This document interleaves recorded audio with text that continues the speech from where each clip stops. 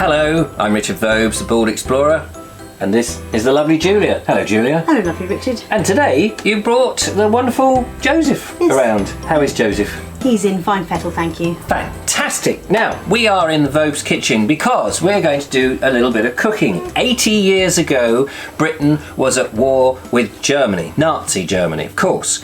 And because we were at war with Nazi Germany, they were targeting our convoy vessels that were bringing all the food that we got from all around the world. Did you know, for example, that 2/3 of the food that we ate came from overseas back in 1940s? I hadn't realised that. 2/3 of the food that we ate, which meant that we were only producing 1/3 of our own food. We weren't really very self-sufficient. Not at all, really. So, with the boats being targeted, we didn't have enough food to go round, and so as a result, everyone was rationed, and they had ration books, and life was tough. It was very hard. We've got it so easy now. But we're going to take you back in time, and if I could do that wobble, wobble, wobble, wobble, you know how they do that on the thing. We would go back in time and be dressed in 1940s gear, but unfortunately we haven't got any of that. No, we don't. And little gas masks for the boy would be good. But anyway, never mind all that. We must crack on. So because there was rationing, people were advised to go and try and grow as much stuff. There was this dig for victory. That's right, yes. We had to feed ourselves because without us on the front line being able to be ready for an invasion or anything like that, we would never get through the war.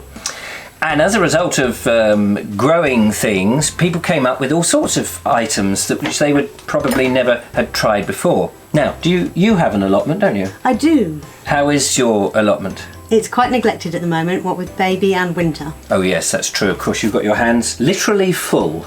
But your mum grows things, doesn't she? She does. So she's grown something fairly recently, which actually, at the time we're recording this, is quite timely. It is, yes. What has she been growing? Pumpkin. That's a small pumpkin. It is a very small pumpkin. Look, it's about the size of a baby's head.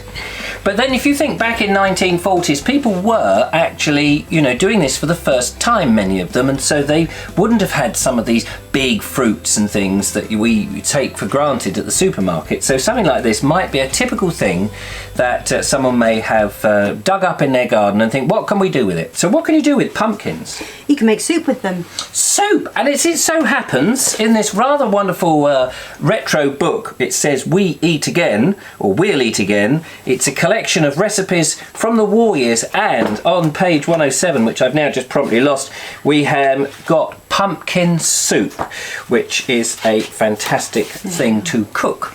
Yes. So I've lit the Essie. The Essie is on and is burning away and ready for us. What do we need for pumpkin soup, lovely Julia? We need an onion. An onion. Okay, we've got an onion. And a pumpkin. Well, obviously we need the pumpkin, otherwise it wouldn't be pumpkin soup. And an egg. But an egg would be too easy, don't you think? Well, an egg. Yeah, you see, the thing about eggs during the 1940s war is, although we still obviously had chickens, we didn't have as many chickens and all these battery chickens that we have now. And so eggs were one of the things that were restricted. But don't panic, because the authorities, or the government, came up with a solution. What was that, Julia? Powdered egg. Pardon? Powdered egg. Powdered egg? Basically freeze-dried whole powder. Ooh. So all of the moisture has been taken out of the egg. So, okay, powdered egg. How do you get powdered egg into a recipe? What do you do? Is it you're going to reconstitute it, are you? Yes, you have to reconstitute it with water, so just put the water back into it. And when you do that and you mix it all up, do you get, back into being a nice little egg? Well, that would be a miracle, I think. I think that would. Having the yolk and the white. Yes. Just wouldn't work. happen, would So it? you're going to get what, like some sort of powdered egg paste? I don't know what it's going to be. I for some We've reason, never done this. No, I kind of imagine it to be kind of hard-boiled, kind of. Yeah. I don't know why. I don't know. Yeah. So, so this will be interesting. It can't be hard boiled because it's not going to yet be boiled, exactly. is it? I don't know why I think it's going to be jellified. Might be, like an egg is all sort of syrupy and sticky and gooey egg. Gooey. So it might end up with a gooey paste. That's what we're hoping. Yeah. We need salt and pepper. And that's kind of it. Now, the pumpkin in our recipe... It calls for 2 pounds of pumpkin flesh. And how heavy is yours? Just over 1. How heavy is your son's head? We can't use that as well. No, we can't. I'm just being mean. Yeah, so that's only how much? £1, basically, once we've got the So we're going to half the ingredients. Yeah. We can do, I presume, half an egg. Yes. But let's make up a whole egg and then yeah. Brilliant. Okay, so we're going to make pumpkin soup in today's show. It's going to be very exciting. So, what do we have to do here? We've got to chop up the onion. Chop the onion. And what? Now, when I chop up an onion... Yeah. I always tend to get a bit ham-fisted with it, and they tend to be very big chunks. Do you think we need small chunks or fat chunks? I don't know. I suppose it depends if you like a little bit of chunk in your soup. Yes, I suppose that's very true. I always find that when I'm chopping up onions, my eyes stream.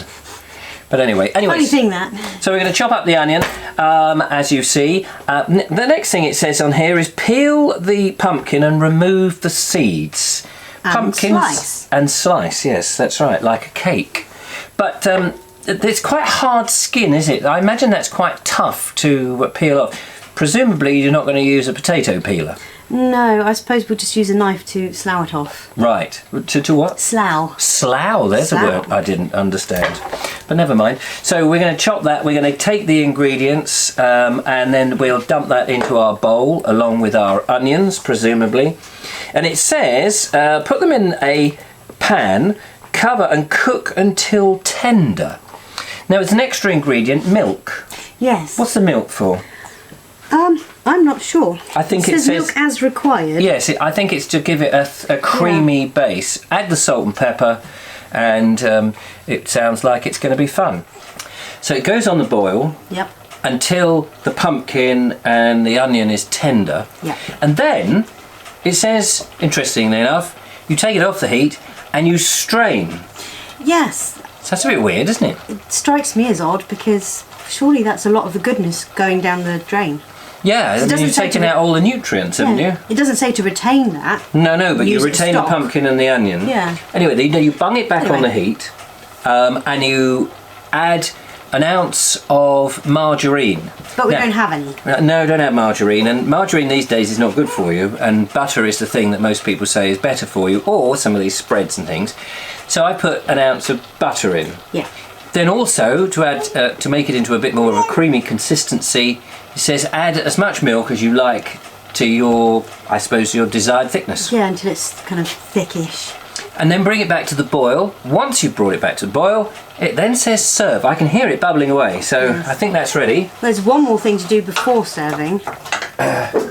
Oh yes? The egg. Oh gosh, I've forgotten all about the egg. Yeah. So I thought the egg would have gone in much earlier. So it's... Well, it doesn't actually take very long for egg to cook in this form. Oh yeah, take it off the heat, add the egg, and then serve. So you basically put the egg in and then it's ready to serve. Yeah, if it's going to be like the Malaysian chicken and egg soup, then then it kind of goes into like stringy...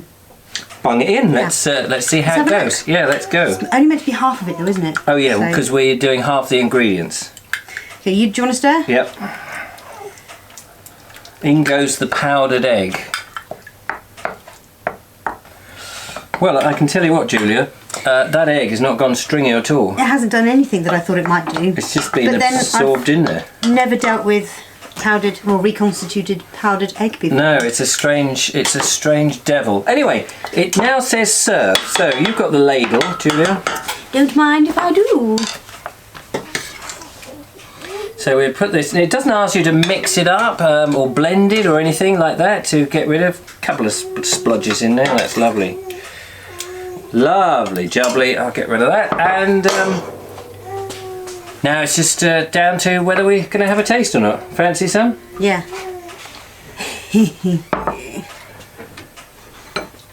What does it smell like? It smells good. I shouldn't be surprised by that. No. Well, it's interesting. I'm just nervous about the egg, to be honest with you. I'm just nervous about that. I don't know why, but anyway, I'm going to give it a go. It did smell better before the egg went in, I must Yes, because the egg did smell weird, that reconstituted egg. But here we go. Homemade by your mum. It is a bit bland, isn't it? Yeah. It is a bit bland. I'd be tempted to add some garlic in there. Yeah, I would add a lot more pepper. Maybe a bit more salt. Mixed spices. But I guess the milk and the butter, I can't really tell what the egg's doing. Maybe it's just giving you a bit of protein. Maybe. But, it's not horrible. But if you're under rations, I guess, you know, it's palatable. Anyway, what do you think? If you've tried anything like this, what would you do to pumpkin soup to make it nice? Bear in mind, this is the 1940s rations recipe. Anyway, if you've enjoyed this, don't forget to give us a thumbs up, follow, like, subscribe, become a patron, tell us your recipes, leave a comment, see what you think. Little Joseph in the background there, just woken up whilst it was cooking. So from all of us, thank you, Julia. Thank you, Richard. Might go and have some tomato soup from a tin. Take care and goodbye. Goodbye. Bye.